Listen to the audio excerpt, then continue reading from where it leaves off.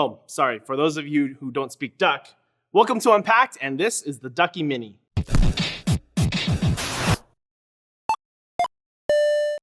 Yes, this is the Ducky Mini. This is actually the second iteration of Ducky's Mini line.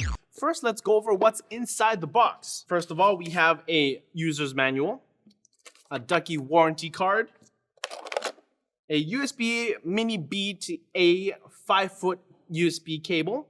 Comes with a nice Velcro tie there. A Ducky branded wire keycap puller. These are a lot nicer than those plastic ones we've seen before.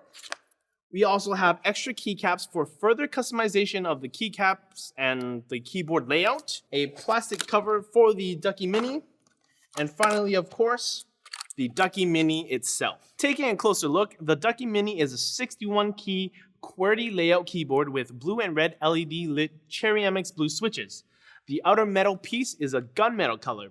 These minis also come in a silver color and red cherry switches. The USB cable attaches to the left-hand side of the keyboard, which is kind of weird considering most keyboards lets the user pick how the cable is routed, whether it's through the left, right, or down the middle.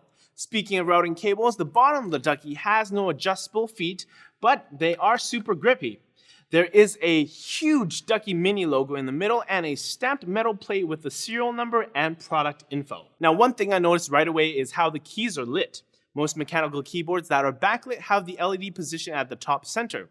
With the Ducky Mini, the LED is actually positioned at the bottom center. This really helps with illuminating all the function keys since the function keys are lasered onto the front of the keycaps. Speaking of the keycaps, they are made out of ABS plastic, and for some reason the Cherry MX Blues on this particular Mini actually feels a bit mushy. The one key in particular that was extremely mushy was the backspace key. I wasn't too sure why even after I pulled out the keycap to inspect it, but maybe the two side switches were the issue. There's another funky little Easter egg on this Mini. If you take a gander at the enter key, there are actually two semicolon and colon keys. Obviously, the second key is supposed to be apostrophe and quotation marks with context as the secondary function, but who really knows with what happened with the original keycap. So let's go over some of the features of the keyboard. The most obvious feature is the RB LED lighting. Now, for those of you who aren't familiar, RB LED just means that the LED is capable of lighting up as a red color or a blue color with any shades in between. So you get blue, red, or in between those you get pink, light purple, orange, and so on. There are actually a lot of different lighting modes as well. All you need to do is hit Function Alt G to cycle through the modes. First off, you have this one static color, so it'll just show up as one color. Then you have reactive, where the keys light up when they are pressed. After that is reactive advanced, where the color is randomized with each key press. Raindrop mode randomizes per key lighting effect, like if the keyboard was being hit with colored rain. Next is wave mode, which is my favorite. You just get like a nice wavy color cycling.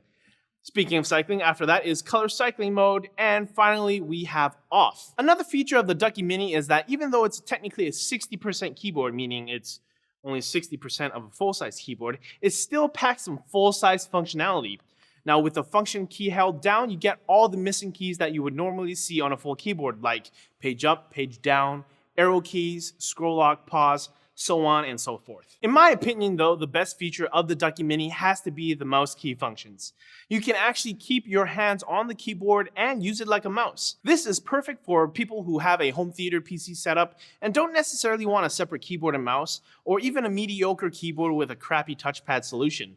If you hold down the function key and hit the WASD buttons, you actually can move the mouse. And the Q and E keys are left and right click respectively, and the R and F keys are scroll wheel up and scroll wheel down. Now my overall impression of the Ducky Mini, even though at first glance the spacing of the keyboard seems cramped, it's actually the same spacing as a regular mechanical keyboard.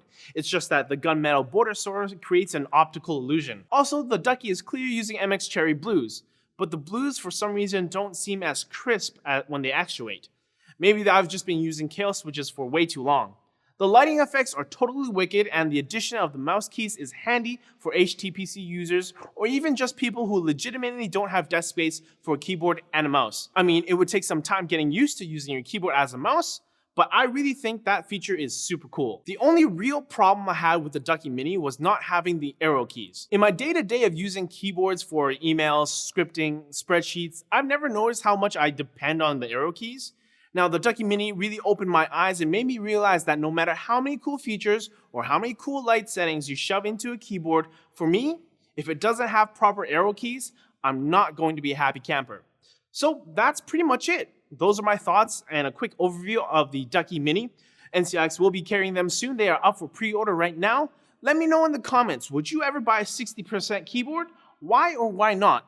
And as always, like the video, subscribe if you're new to the channel, and share the video, guys. We'll see you later.